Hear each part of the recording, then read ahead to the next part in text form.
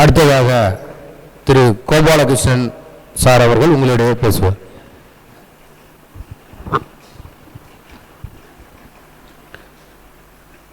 எல்லாருக்கும் மதிய வணக்கம். என் பேர் கோபாலகிருஷ்ணன். கள்ளக்குறிச்சி மாவட்டம் மணலூர்பேட்டையிலிருந்து நான் வருகிறேன். ஒரு 10 ஆண்டுக்கு முன்பாக இதே பள்ளியில் நான் படித்தேன். என்ன ஒரு அதிசயம் கேட்டிங்கன்னா, நானும் ஒரு அம்மாவும் ஃபஸ்ட் ரேங்கே எடுத்தோம். ஆனால் அவங்க எனக்கு வயசில் பெரியவங்கன்றதுனால அவங்களுக்கு ஃபஸ்ட் ரேங்க்கும் எனக்கு 2வது ரேங்க்கும் கொடுத்தாங்க. நான் இன்றைக்கி சிறப்பாசிரியராக சீர்பாதநல்லூர் அரசு உயர்நிலைப் பள்ளியில் பணியாற்றுறேன். இன்னொரு மகிழ்ச்சி என்னன்னு கேட்டிங்கன்னா, நான் சிறப்பாசிரியராக இருந்துக்கிட்டு பிஎட் படித்தேன். டெட்லேயும் சார்கிட்ட மெட்டீரியல் வாங்கி போனேன். டெட்லேயும் பாஸ் ஆகிட்டேன். என்னன்னா ஒரு பிஜி வரலும் போகணுன்னு ஆசைப்பட்டேன். நீ இனிமேல் எங்கே வேணாலும் படி அப்படின்னார். அதே ஒரு பெரிய சந்தோஷம். நான் என்னுடைய சின்ன அனுபவத்தை சொல்கிறேன். படிக்கிறது ரொம்ப ரொம்ப ரொம்ப ரொம்ப ஈஸி. ஆனால் டெய்லியும் படிக்கணும். அழகாக சின்ன சின்ன டெஸ்ட்டு வைக்கும் போது ஒரு கேள்விக்கு எக்ஸ்ட்ரா 3 பதில் இருக்கும். அந்த 3 பதிலுக்கும் நாமளே கேள்வி எழுதணும். எங்கெல்லாம் படிக்கிறோமோ அந்த பதில் எங்கெல்லாம் வருதோ அதுக்குரிய கேள்வியை நாமளாக உருவாக்கிக்கணும். அந்த பதிலுக்குரிய கேள்வியை நாமளாக உருவாக்கணும். ஒரு பாடத்தை ஒரு வட்டத்திலே முடிக்கணும்னு சொல்லுவார். ராஜா ரவிவர்மான்னு ஒரு வட்டம் போட்டுட்டு அவர் பேரை எழுதிட்டு அவர் பிறப்பு முதல் இறப்பு வரை சுற்றி தொடர நாமளே எழுதிக்கணும். படிக்கும்போது அடிக்கோடிடுற பழக்கத்தை நம்ம கற்றுக்கணும்னு. ஃபஸ்ட்டு லைட்டாக எல்லோ கலரில், 2வது ஆரஞ்சு, 3வது ரெட்டு, 5வது நான் ரிவிஷன் ஃபுல்லாக முடிக்கிறேன்னு பச்சை கலரில் அடிங்க. பரீட்சை எழுத போகும்போது ஒரு வாட்டி ஒரு புக்கை படித்தா ஒரே பேனாவில் கோடு போட்டுக்கிட்டே வாங்க. எப்போ ஃபஸ்ட்டு ரிவிஷன், 2வது ரிவிஷன், 3வது வரலும் பேனாவில் கோடு போட்டுக்கிட்டே வாங்க.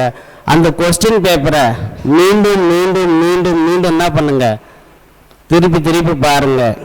தயவுசெய்து வெற்றி என்பது ரொம்ப ரொம்ப ஈஸி. ஆனால் முயற்சி நம்மக்கிட்ட மட்டும்தான் இருக்கணும். கண்டிப்பாக நாம் வெற்றி பெறுவோம். நான் சாதாரணமாகவே சொல்லிடுறேன். எனக்கு என்னன்னா, நான் ரொம்ப ரொம்ப ரொம்ப சிரமத்தில் இருந்தேன். உங்களுக்கு தெரியுது இல்லை, எப்படி சொல்கிறது எனக்கு தெரியல. வாழ்க்கையில் நமக்கு எதனா ஒரு பிடிப்பு கிடைக்காதா, எதனா ஒரு வாய்ப்பு கிடைக்காதான்னு காத்து ஏங்கின்னு இருந்தேன். ஆனால் நம்பிக்கையோடு இங்கே வந்தேன். அன்னைக்கு காலையில் நடத்துனத நாங்கள் ஒரு 5 பேர் 4 பேர் நைட்டில் விவாதம் பண்ணுவோம். அங்கே ஐயாவுடைய அந்த ரூம்லேயே தான் தங்கிப்போம்.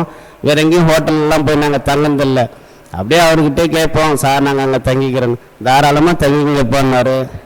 காலையில் டியூஷன் நடத்துகிறாங்க இல்லையா, அதை ஃபுல்லாக நாங்கள் எல்லாருமே விவாதம் பண்ணிக்கிட்டே இருப்போம்.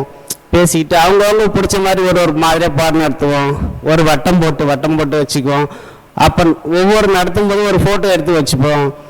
எங்கெல்லாம் தோணுதோ அதை எடுத்து பார்ப்போம். எப்போல்லாம் தோணுதோ புக்கு போய் எடுக்கிறதுக்கு பதிலாக அப்படியே அதை எடுத்து பார்த்துப்போம். எங்களுக்கு ரொம்ப எப்படி இருந்ததுன்னு கேட்டிங்கன்னா, அது என்னவோ வந்துட்டோம், இன்னவோ படிக்கிறோன்ற மாதிரி தொடக்கத்தில் அப்படி இருந்தது.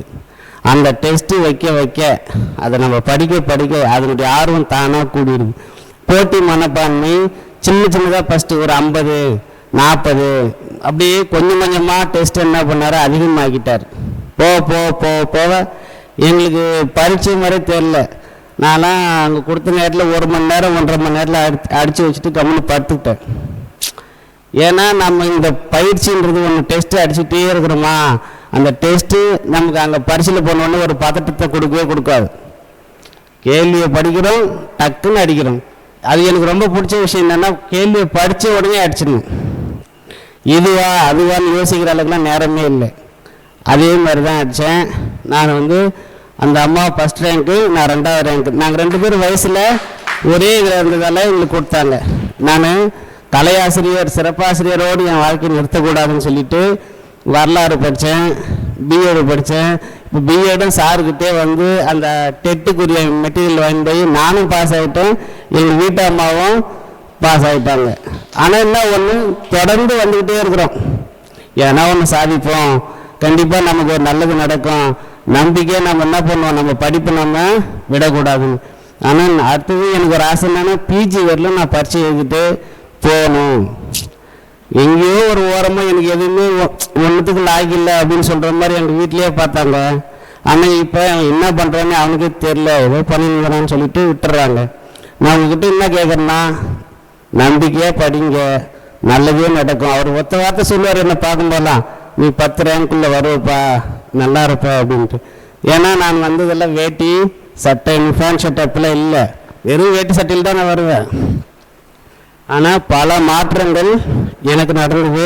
ஆனால் இப்போ என்னை பார்க்குறவங்கெல்லாம் அவன் வாழ்க்கையில் ஏதோ தொடங்குறதெல்லாம் வெற்றியாகவே போயிட்டே இருக்கிறான். அப்படின்னா நம்ம ஃபஸ்ட்டு நம்பி படிக்கணும். தயவுசெய்து எனக்கு தெரிஞ்சது ஒன்றே ஒன்று, முழுசாக நம்பி படிங்க.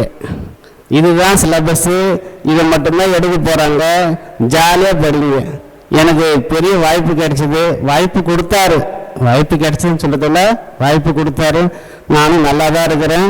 அது கடவுள் புண்ணியத்துலையும் சார் புண்ணியத்துலையும் தான் என் குடும்பம் இன்னைக்கு மகிழ்ச்சியாக இருக்குது. நன்றி.